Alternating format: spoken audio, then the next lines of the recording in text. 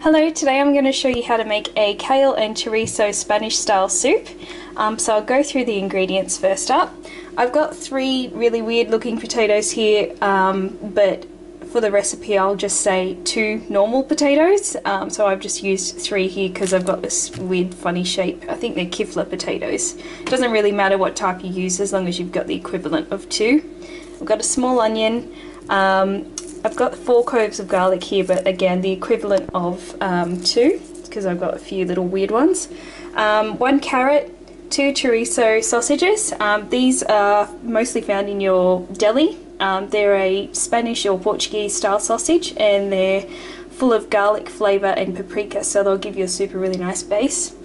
I've got about half a bunch of kale here. I've got 1, 2, 3 sort of 4 sticks, I guess, 4 leaves. Got 2 cans of cannellini beans, some tomato paste, extra virgin olive oil, some salt, and I'm using smoked paprika. You can use the other style paprika, but you won't get anywhere near as good a flavour, so make sure you try and look for a smoked one if you can. So first up, I'm going to slice my chorizo into coin shapes. I'm also going to peel and slice my carrot into those shapes as well. I'm going to finely dice my onion, crush my garlic, finely dice the potatoes, and really thoroughly wash and chop up the kale into small pieces. I'll show you what that looks like in a minute.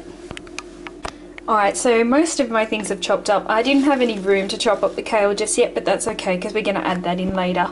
Alright, so the first step, and this is probably the most important step of making this soup, is to throw your chorizo in. Now I do have a little bit of oil in here, but I haven't turned the pan on, and this is really important.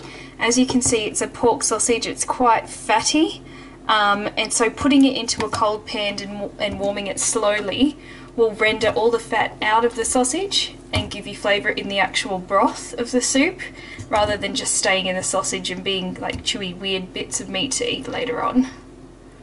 So I'm going to put all my meat in there, and I'm going to turn my heat on to full so that'll warm up nicely. I've got a thick base bottom pan, so it will take a bit of time, and then all the fat will render out nicely. Okay, so my fat's rendered down nicely now. As you can see, the pan is all glossy with the fat that's come out of the sausage. So I'm going to add my onions and my carrots.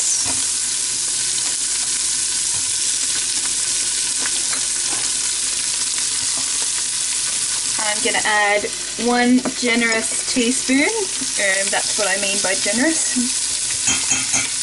teaspoon of the paprika, and about a tablespoon of the tomato paste. So give that a stir. All those lovely little black bits down the bottom, they're fine, they'll be delicious. Alright, so all my onion, carrot and sausage has got a really nice colour on it now. And now I'm going to add in my water.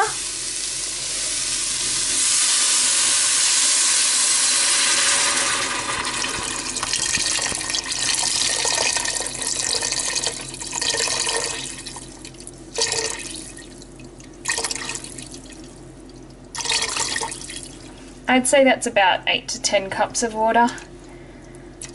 Probably going to put a little bit more in there.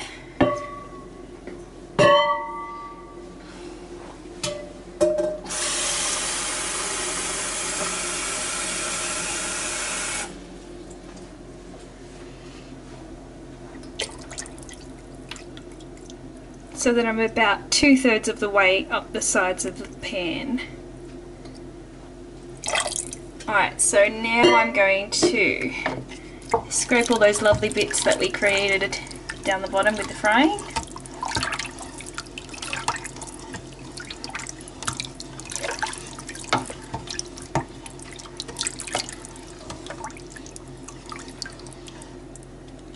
And I'll add in my potatoes.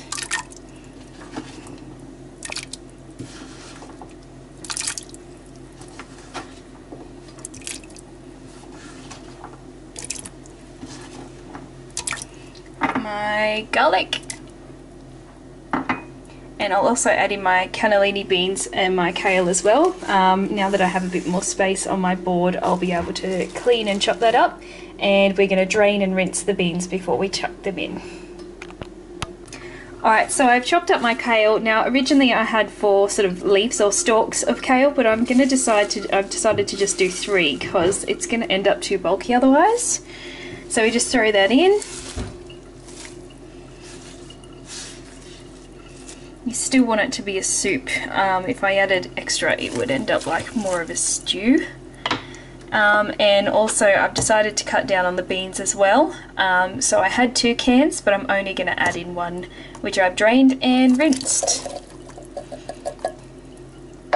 So you'll see as I stir this, it's quite full, chock full of stuff in there, so I think we're good. Alright, so I'm going to add about a teaspoon of my salt now. The sausage itself is quite salty, so don't overdo it there, and make sure you taste to make sure that it's at the level that you like. Alright, so my salt's in, and now I'm just going to bring that to the boil and let that simmer for about 20 minutes or so. This should be enough to feed 6 people if you're serving with bread, but this will comfortably feed around 4, which is what I'm serving today. Okay, so this is the soup all made. You'll know it's ready when the potatoes are done, so you just prick them with a fork, and when they fall off, you're all done.